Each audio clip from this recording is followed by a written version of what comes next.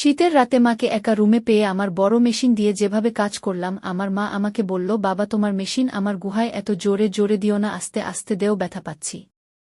Hello বন্ধুরা, আমি তোমাদের নূপুর আপু। আজকের গল্পটি সম্পূর্ণ শুনলে আপনাদের মেশিন দিয়ে টপটপ করে পানি চলে আসবে, তাই হাতের কাজ করার আগে হাতের কাছে টিস্যু রাখুন। ভাইকে ডাকতে গিয়ে দেখলাম সে তার রুমে নেই। আমি মায়ের রুমের কাছে ফিরে গিয়ে দরজায় টোকা দিতে যাচ্ছিলাম, তখন হঠাৎ ভেতর থেকে ভাইয়ের গলার শব্দ শুনতে পেলাম। বুঝলাম ভাইয়া মায়ের সাথেই আছে। রাত তখন প্রায় 2টা, আর আমি ভাবতে লাগলাম কেন মা এমন অদ্ভুত শব্দ করছেন। সারা রাত সেই রুম থেকে একই ধরনের আওয়াজ আসছিল, যা আমাকে ঘুমাতে দেয়নি। ভাবছিলাম ভাইয়া মায়ের রুমে সারা রাত কি করছে। চিন্তায় পাগল প্রায় হয়ে গেলাম, আর সারা রাত একটুও ঘুমাতে পারলাম না, তাই ভাবলাম মা অসুস্থ কিনা দেখে আসি। সেখানে গিয়ে যা দেখলাম তা দেখে আমি হতভম্ব হয়ে যাই। দেখলাম ভাইয়া আর মা। দয়া করে গল্পগুলো ভালো লাগলে ভিডিওটি লাইক, শেয়ার এবং চ্যানেলটি সাবস্ক্রাইবই করো প্লিজ। আমি প্রিয়া। 1 বছর আগে আমার দাদু ঠাকুমা আমাদের সঙ্গে থাকত। একদিন আমার ঠাকুমা আর মা বাজারে যাওয়ার পথে দুর্ঘটনায় পড়েন। সেই দুর্ঘটনায় মা এবং ঠাকুমা আমাদের ছেড়ে চলে যান। তখন থেকে বাড়িতে আমরা মাত্র 4 জন ছিলাম, আমি, আমার ভাই, দাদু আর বাবা। পাড়া প্রতিবেশীরা বাবাকে পুনরায় বিয়ে করার জন্য পরামর্শ দিতে থাকেন, কিন্তু বাবা তাতে রাজি হননি। 8 মাস আগে দাদু আমাদের বাড়িতে একজন কাজের মেয়েকে রাখেন। আমি তখন 13 বছর বয়সী ছিলাম, তাই রান্নার চেষ্টা করলেও সব সময় সফল হতাম না। এদিকে বাবার রেস্তোরাঁও যাওয়া আসা চলত, এবং সেখানে এক 27 বছর বয়সী মেয়ে নিয়মিত আসত। তার নাম মারিয়া, এবং সে বাবার থেকে প্রায় 15 বছর ছোট ছিল। তবুও সে বাবার প্রতি আগ্রহী ছিল, বাবাকে অনেক পছন্দ করত। আর বাবা তখন 42 বছর বয়সী ছিলেন। একদিন মারিয়া হাত মুখ ধুয়ে বিশ্রাম নিচ্ছিল, যখন আমার বাবা ডিনার করতে গিয়েছিলেন একটি রেস্তোরাঁয়। সেখানে একটি মেয়ে একা বসেছিল, এবং কিছু বেপরোয়া যুবক এসে তাকে বিরক্ত করতে শুরু করে। বাবার নজরে বিশ্বাসটা পড়ে, তাই তিনি গিয়ে মেয়েটির পাশে বসে কথা বলতে শুরু করেন। এতে যুবকরা সরে যায়। এরপর থেকে মারিয়া আর আমার বাবার মধ্যে আলাপচারিতা শুরু হয়। যতবারই আমরা রেস্তোরাঁও যেতাম, মেয়েটি আমাদের টেবিলে এসে বাবার সঙ্গে কথা বলত। ধীরে ধীরে আমার বাবার সঙ্গে মেয়েটির সম্পর্ক বাড়তে থাকে। একদিন মেয়েটি বাবাকে জানায় সে একটি রুম ভাড়া নিতে চায়, বাবার সাথে সময় কাটাতে চায়। কিন্তু বাবা বিশ্বাসটা এড়িয়ে যান। পরদিন মেয়েটি আবার ফোন করে বাবাকে রাজি করানোর চেষ্টা করে। কিন্তু এরই মধ্যে কিছু লোক মারিয়াকে বাধা দেয় এবং বিব্রতকর পরিস্থিতি সৃষ্টি করে। একজন সাহসী মানুষ হিসেবে আমার বাবা মারিয়াকে রক্ষা করতে এগিয়ে যান। পরিস্থিতি সামলাতে বাবার কিছু সাহসী পদক্ষেপ নিতে হয়, এবং অবশেষে মেয়েটি বিপদ থেকে মুক্তি পায়। এই ঘটনার পর মারিয়া এবং আমার বাবার সম্পর্ক আরও গভীর হয়, এবং তারা বিয়ে করে। এখন মারিয়া আমাদের পরিবারের অংশ, এবং আমার নতুন মা হয়ে উঠেছেন। প্রথমবারের মতো আমি তাকে দেখলাম, তিনি অনেক সুন্দর। আমার বাবার জীবনে নতুন অধ্যায় শুরু হয়েছে, এবং আমি তাদের সুখী দাম্পত্য জীবন প্রত্যক্ষ করছি। এই দিকে আমার নতুন মাকে দেখে মনে হচ্ছিল বাবার থেকেও আমার ভাইয়া অনেক খুশি হয়েছে। তারপর আমি বাবার সাথে দেখা করতে গেলাম, দেখি বাবা রুমে নাই। পরে যখন বাবা বাথরুম থেকে বের হয়ে তার রুমে যাচ্ছিলেন, আমি তাকে আলিঙ্গন করে নিজের রুমে ফিরে এলাম। প্রতি রাতে বাবার সাথে দেখা করেই ঘুমাতে যেতাম। আমার নতুন মা আমার উপর কখনো রাগ করতেন না, বিশেষ করে যখন থেকে বাবা দ্বিতীয়বার বিয়ে করেছেন। নতুন মা বাবাকে খুব ভালোবাসতে শুরু করেছিলেন, এবং বাড়িতে সবসময় আনন্দমুখর পরিবেশ বিরাজ করত। এখন আমরা সবাই মায়ের হাতের রান্না খেতে শুরু করেছি। আমার ভাই নতুন মায়ের রান্না খাওয়ার জন্য এতটাই আগ্রহী ছিল যে কখনো কখনো সে কলেজে না গিয়ে মায়ের সাথে সময় কাটাত। সে তার মায়ের সঙ্গে গল্প করত এবং মায়ের হাতে তৈরি সুস্বাদু খাবার খেত। সেদিনও ভাই সকালে কলেজ গিয়েছিল, কিন্তু পরে তার রুমে ফিরে এসে ছবি আঁকতে শুরু করল। হঠাৎ আমার মায়ের ঘর থেকে কিছু শব্দ শুনতে পেলাম, যেন কিছু অস্বাভাবিক ঘটছে। আমি দরজার কাছে যেতেই ভাই এগিয়ে এসে বলল, আম্মু একটু অসুবিধায় পড়েছে, তবে আমি দেখছি। আমি মনে করলাম হয়তো মায়ের সাথে কিছু জরুরি কথা আছে, তাই কিছুক্ষণ পরে ভাই রুম থেকে বের হয়ে এলো। ভাই বলল, কিছু না, বাথরুমের লাইট নষ্ট হয়েছিল, সেটাই ঠিক করতে গিয়েছিলাম। আমি ভাবতে লাগলাম ভাইয়া নতুন মায়ের বেশি যত্ন নিচ্ছে। দিনগুলো এভাবেই কেটে যাচ্ছিল। ভাইজের জন্মদিনে আমরা সবাই একসঙ্গে খুব আনন্দ করেছিলাম।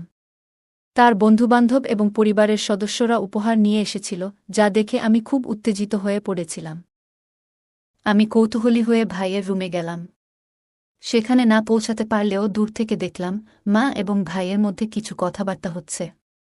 আমি রুমে ঢুকেই যা দেখলাম তা দেখে অবাক হয়ে গেলাম। ভাইয়া মাকে জড়িয়ে আছে। আমাক দেখা মাত্রই তারা সরে গেল। আমি তাদেরকে বললাম, তোমরা কি করছো? মা বলল, কিছু না তো। আমি তোমার ভাইকে জন্মদিনের উপহার দিচ্ছিলাম। আমি মাকে বললাম, কোথায় উপহার? একটু পরে মা ভাইদের জন্য একটি উপহার বের করে দিলেন। সেই মুহূর্তে আমার মনে অস্বস্তি থাকলেও সব সন্দেহ দূর হয়ে গেল যখন ভাই উপহারটি হাতে পেল এবং মা হাসি মুখে তাকে শুভেচ্ছা জানালেন। কিন্তু মনে মনে ভাবতে থাকলাম, কিন্তু মা ভাইয়ার সাথে এই রকম ভাবেছিল কেন? আমার মায়ের মা একদিন মারিয়াকে বললেন, তুমি এই বাড়িটা খুব সুন্দরভাবে সামলেছ। আমি নিশ্চিত তুমি শাশুড়ির দায়িত্বও ভালোভাবে পালন করতে পারবে। তখন আমার নতুন মায়ের মা, অর্থাৎ আমার দ্বিতীয় নানি, আমাদের বাড়িতে এসে ভাইয়ার জন্যে বিয়ের প্রস্তাব দিলেন। ভাইজাও বলল, এখন কি আমার বিয়ের সময় হয়েছে? নতুন মা যখন ভাইদের বিয়ের কথা শুনলেন, আমাদের মা বললেন যে এখনই বিয়ের জন্য সঠিক সময় নয়। তিনি বললেন, ভাইদের বিয়ে কিছু সময়ের জন্য স্থগিত থাকুক। এরপরে তিনি এই বিষয়ে আলোচনা শেষ করেন। মা আসার পর থেকে 1-5-2 দিন কেটে গেল এবং আমি মাঝে মাঝে ভাইয়ের রুমে যেতাম। 1 মাস কেটে গেল এইভাবে। সব সময় ভাইয়া মায়ের সাথেই বেশি সময় কাটাত। একদিন আমার মা মারিয়া কিছু কথা বললেন, যা শুনে আমি হতবাক হয়ে গেলাম। তিনি বললেন, তোর ভাই প্রতি রাতে ঘুম থেকে উঠে কোথাও যায়। এটা শুনে আমার মনে হলো ভাইয়ের সাথে কথা বলা দরকার। কিছুক্ষণ পরে ভাই বাড়িতে এলে দেখি মা তাকে খাওয়াচ্ছেন। আমি বাবার রুমে গিয়ে বাবার সাথে কথা বললাম। একদিন রাতে আমি দেখলাম ভাইয়ের রুমে কিছু অস্বাভাবিক ঘটনা ঘটছে। আমি বুঝতে পারলাম যে দুজনের মধ্যে কিছু চলছে। সেই রাতে বাবা বাড়িতে আসেননি, কারণ তাকে কাজের জন্য বাইরে যেতে হয়েছিল। আমি দেখলাম ভাই মায়ের সাথে কথা বলছে এবং তারা দুজনেই কিছুটা আবেগপ্রবণ হয়ে পড়েছে। আমি ভাইয়ের চোখের জল মুছে দিয়ে তাকে সান্ত্বনা দিলাম। এই সময়ে আমি প্রথমবারের মতো দেখলাম মায়ের মুখেও একটা বিষণ্ণতা ছিল। আমি রান্নাঘরে গিয়ে মায়ের জন্য পানি নিয়ে এলাম এবং বললাম, মা, তুমি কেঁদো না, আমি তোমার পাশে আছি। কিন্তু কী বিষয়ে তারা কষ্ট পাচ্ছে সেটা তা আমাকে বলল না। এরপর 5 দিন এভাবেই কেটে গেল। আমার ছবি তোলার শখ ছিল। তাই আমি নতুন মায়ের ছবি তোলার সিদ্ধান্ত নিলাম। মায়ের রুমে গিয়ে তাকে বসতে বললাম এবং তার ছবি তোলা শুরু করলাম।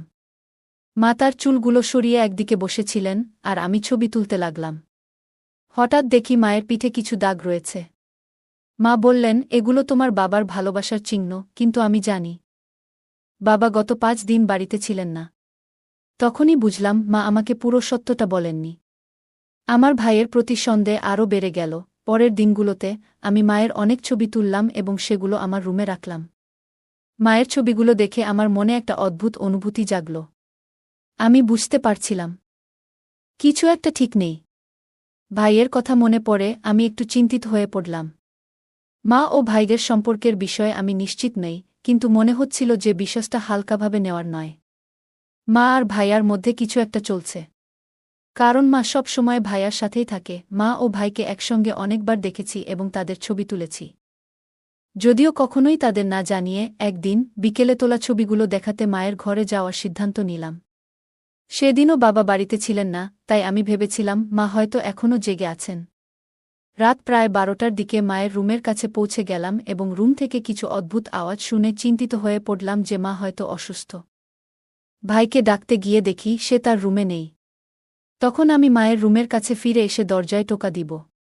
তখনই দরজার ভেতর থেকে ভাইয়ের আওয়াজ শুনতে পেলাম। তার মানে ভাইয়া মায়ের সাথেই আছে। তখন প্রায় রাত 2টা বাজে এবং ভাবলাম, কেন মা এমন অদ্ভুত আওয়াজ করছেন? সারারাত সেই রুম থেকে একই ধরনের আওয়াজ আসছিল, যা আমাকে ঘুমাতে দেয়নি। ভাইয়া মায়ের রুমে সারা রাত কি করছে? আমি চিন্তায় চিন্তায় পাগল হয়ে যাচ্ছিলাম। সারা রাত ঘুমাতে পারিনি। পরের দিন সকালে আমি স্কুলে যেতে পারিনি, তাই বাড়িতে থাকলাম। নাস্তার সময় দেখলাম মা খুব খুশি মনে নাস্তা করছেন এবং ভাইয়াও উচ্ছ্বসিত। তারা দুজন আজ অনেক মনে হচ্ছিল অনেক খুশি। হঠাৎ আমার পায়ের উপর কিছু পড়ল, তাই মাথা নিচু করে দেখতে দেখি ভাইয়ের পা নড়াচড়া করছে আমার পায়ের সাথে। এই ঘটনা আমাকে একটু অস্বস্তিতে ফেলল, তবে আমি কিছু বললাম না। ভাইয়া মায়ের পা ভেবে আমার পা নাড়াচ্ছিল। রাত 1:00টার দিকে বাবা বাড়ি ফিরলেন এবং ঘুমিয়ে পড়লেন। মা তাকে এক গ্লাস দুধ দিলেন, যা দেখে আমি জিজ্ঞেস করলাম, মা, তুমি প্রতিদিন বাবাকে দুধ কেন দাও? মা হাসি মুখে বললেন, তোমার বাবার জন্য এটা দরকার, এতে উনার শক্তি বাড়ে। আমি বুঝতে পারলাম না, তাই মা বললেন, তুমি এখনও ছোট, এসব বুঝতে হবে না। পরের দিন আমি ভাইজের রুমে গিয়ে দেখলাম সে কিছু প্রস্তুতি নিচ্ছে। তার কিছুক্ষণ পর মায়ের রুম থেকে কিছু আওয়াজ শুনে আমি নিজের রুমে চলে গেলাম। কিছুক্ষণ পর ভাইজের রুম থেকে আবারও সেই আওয়াজ শুনলাম। দরজাটা একটু খোলা ছিল, তাই চুপি চুপি উকি দিলাম। সামনে যা দেখলাম তাতে আমি খুবই অবাক হলাম। আমি যা দেখলাম তা বিশ্বাস করতে পারছিলাম না। তাই তাদের কিছু ছবি তুলে রাখলাম। পরে নিজেকে স্থির রেখে রুমে ফিরে এলাম এবং ভাই ও মায়ের কিছু পুরনো ছবি দেখতে লাগলাম। সেই ছবিগুলো দেখে আমার মনে কিছু প্রশ্ন জাগল, কিন্তু আমি তা নিয়ে ভাবতে চাইনি। মা বাবাকে ঠকাচ্ছে, আর ভাইয়াও বাবার সাথে বেইমানি করছে, যা ঠিক নয়। মায়ের কিছু কথা আমার মনে পড়ছিল, যেখানে তিনি মাঝে মাঝে ছোট ছোট কাজের জন্যে ভাইয়াকে ডেকে আনতেন তার ঘরে। আর আমি যখন সাহায্য করতে যেতাম তিনি বলতেন, তুমি এখনও ছোট, সে সময় হয়তো কিছু বুঝিনি, কিন্তু আজ আমি যা দেখলাম তা আমাকে ভাবিয়েছিল। মাথা ঠান্ডা রেখে আমি বিছানায় গিয়ে শুয়ে পড়লাম। পরদিন সকালে বাবা অফিসে যাওয়ার প্রস্তুতি নিচ্ছিলেন, কিন্তু হঠাৎ মা অসুস্থ হয়ে পড়লেন। ভাইয়া দেরি না করে ডাক্তারকে নিয়ে এলেন। সেই দিন আমরা এক মিষ্টি খবর পেলাম, মা গর্ভবতী। আমি এই খবরে খুব খুশি হলেও মা ও ভাইয়ার মুখে এক ধরনের অস্বস্তি দেখলাম, যেন তারা খুশি নয়। সেদিন বাবা ছুটি নিয়ে সারাদিন মায়ের খেয়াল রাখলেন, তবে মায়ের আচরণে কিছুটা অস্বাভাবিকতা লক্ষ্য করলাম। বিকেলের দিকে মা আবারও ভাইয়ার রুমে গেলেন। আমি কিছুক্ষণ পরেই সেই রুমের দিকে গেলাম। দরজাটা একটু খোলা ছিল, তাই ভেতরে উকি দিলাম। দেখলাম মা ভাইয়াকে জড়িয়ে আছেন আর কিছু বলছিলেন। মনে হচ্ছিল তারা ভবিষ্যৎ নিয়ে কথা বলছিল। ঠিক তখনই বাবা এসে আমাকে দেখে ফেললেন। তারপর বাবা রুমে ঢুকে তাদের ওই অবস্থায় দেখে ফেলে। বাবার মুখে কোনো অভিব্যক্তি ছিল না, মায়ের মুখ বিবর্ণ হয়ে গেল, যেন কিছু বলতে চাইছিলেন কিন্তু পারেননি। ভাইয়া লজ্জায় মাথা নিচু করে আছে। বাবা রুম থেকে বেরিয়ে আসার পর মায়ের মুখে একটা দুঃখের ছায়া দেখলাম। ভাইয়া বলতে থাকে যে মাকে নাকি সে 4 বছর থেকে ভালোবাসে, বাবারও অনেক আগে থেকে। বাবার ভয়ে এসব কথা বলতে পারেনি। আমার মা বলল যে আমার পরিবারের লোকেরা আমাকে অন্য কারো সাথে বিয়ে দেওয়ার পরিকল্পনা করছিল। আমি অনেক চেষ্টা করেছিলাম, কিন্তু আমার বাবা কিছুতেই রাজি হচ্ছিলেন না তোমার ছেলের সাথে আমার সম্পর্ককে মেনে নিতে। সেই সময়ে সুনীল আমাকে বলেছিল, যদি আমি তোমাকে বিয়ে করতে না পারি, তাহলে হয়তো জীবনে অন্য কাউকে বিয়ে করতে হবে। আমরা দুজনেই তখন একটা পরিকল্পনা করেছিলাম, ভেবেছিলাম যে সুনীল এর বাবাকে বিয়ে করে পরে সব সত্যি তোমাকে জানাতাম, কিন্তু বিয়ের পর সবকিছু ঠিক হয়ে যাবে। কিন্তু বিয়ের পর সত্যিটা বলার সাহস আমাদের ছিল না আমাদের। তাই প্রতিদিন আমি দুধের মধ্যে ঘুমের ওষুধ দিয়ে তোমাকে ঘুমিয়ে রাখতাম, যাতে আমাকে তুমি না স্পর্শ করো। তার মানে বিয়ের পর থেকে বাবা মাকে একবারও স্পর্শ করেনি। তার মানে মায়ের পেটে বাচ্চার বাবা তাহলে আমার ভাইয়ার। আমার মায়ের কথাগুলো শুনে বাবা এসে তার কাঁধে হাত রেখে বললেন, সুনীলের ভাগ্যে সঠিক সুযোগ কখনই আসে না, তাই সুযোগটা কাজে লাগানো উচিত ছিল।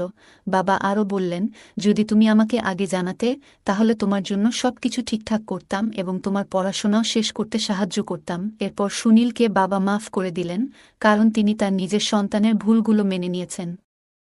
কিন্তু মনে মনে অনেক কষ্ট পেয়েছেন। পরের দিন বাবা তাদেরকে মন্দিরে নিয়ে গিয়ে বিয়ে দিয়ে দিলেন। এভাবেই আমার সৎ মা হতে হতে আমার ভাবি হয়ে গেলেন। জীবনের কিছু সিদ্ধান্ত সঠিক সময়ে নেওয়া ভালো, কারণ সময় চলে যাওয়ার পরে আফসোস করার মতো কিছুই থাকে না। গল্পটা কেমন লাগলো জানাতে ভুলবে না। আরও মজার মজার রোমান্টিক গল্প শুনতে চাইলে ভিডিওটি লাইক, শেয়ার এবং চ্যানেলটি সাবস্ক্রাইব করতে এবং বেল আইকনটি ক্লিক করতে ভুলবে না। ধন্যবাদ।